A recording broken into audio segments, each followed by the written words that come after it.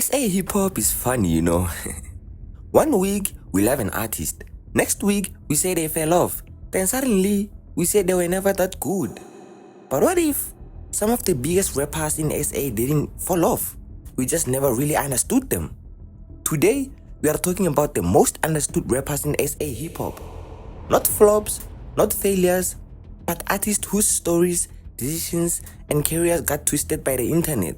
And trust me, some of these names will surprise you, for real. Falling off as a rapper is technical, big boss.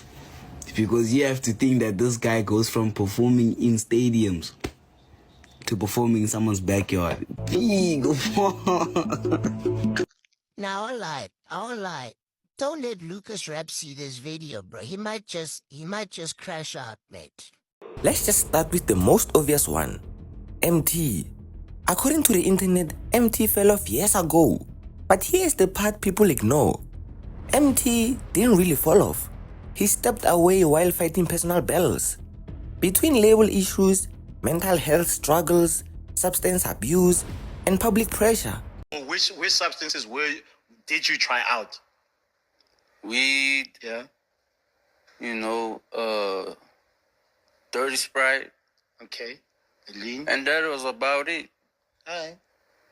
And so I quit to eradicate that stigma. One of the reasons I stopped drinking alcohol, I came to a realization that alcohol is actually the devil himself. Oh, shit. Emtee was literally fighting for his life, not charts. People wanted 2016 Emtee forever, but they forgot he's human. You know, boy.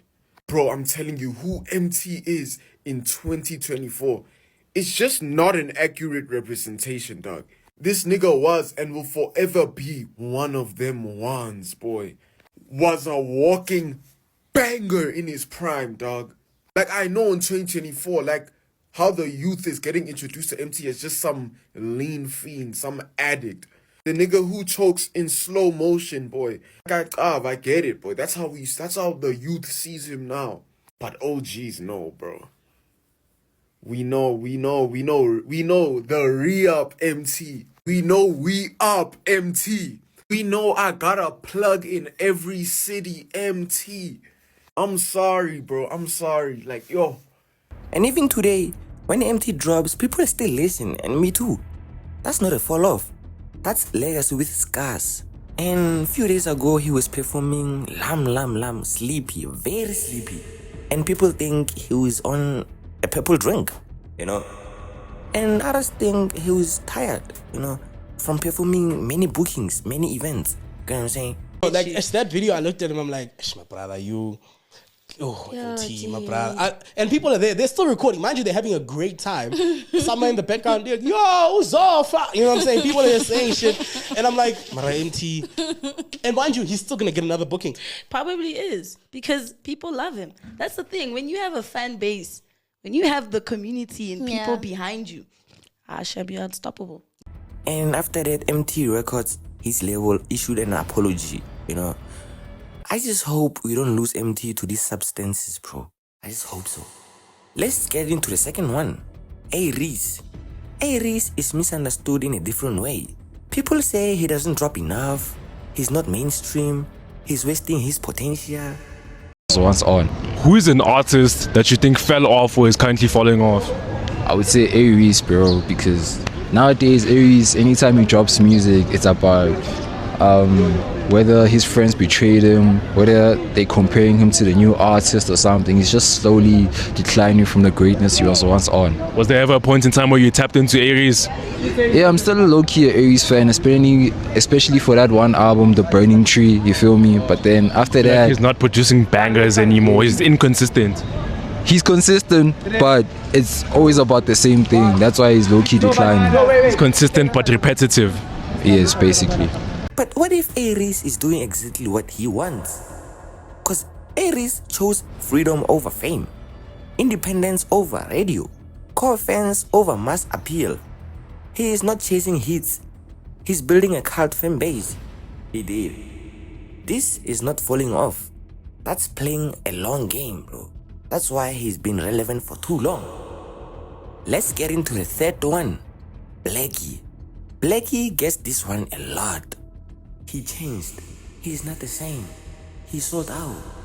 But what people call changing is actually growth and experimenting more music, you know.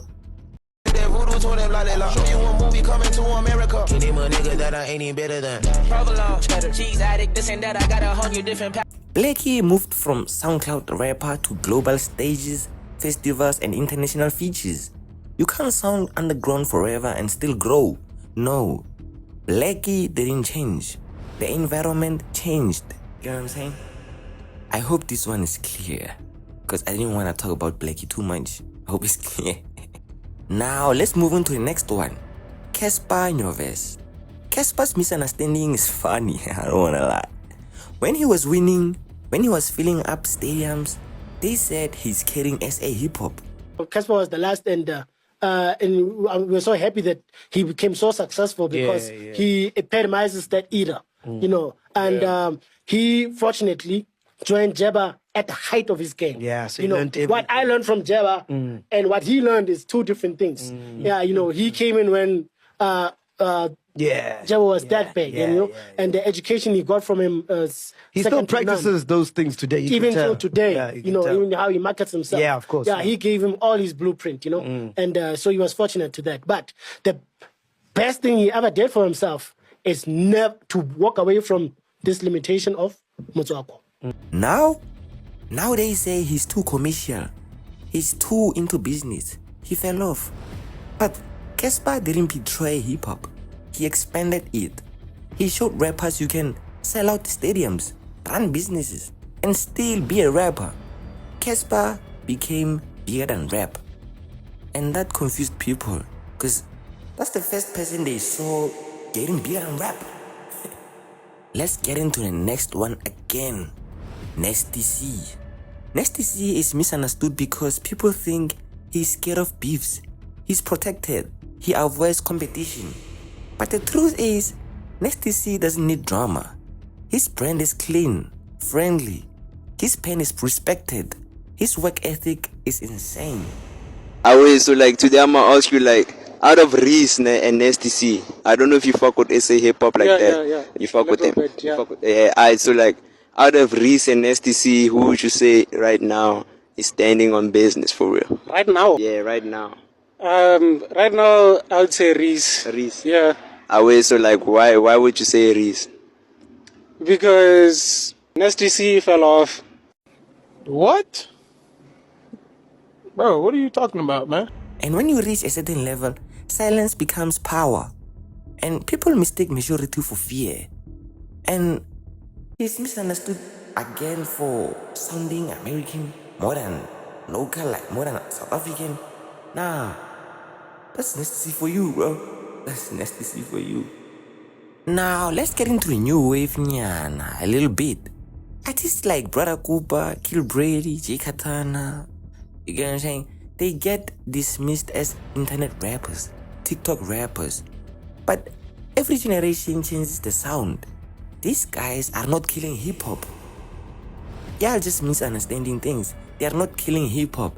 They are translating it for a new audience. Oh, you know one thing I hate? Or let me say I don't hate, bro. It's just how judgmental South Africans get, bro, in terms of the music. A lot of people have been crying about the whole thing of underground people sampling and letting the sample carry. Not all of them. Not all of them. You know what I'm trying to say?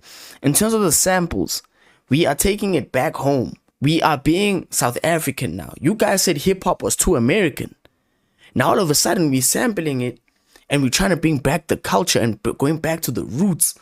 You guys say we're letting the samples carry. What does the general South African market want in terms of music, bro? I'm actually confused. What do you guys want, bro? Because as soon as we be using trap beats and hi-hats, we sound American.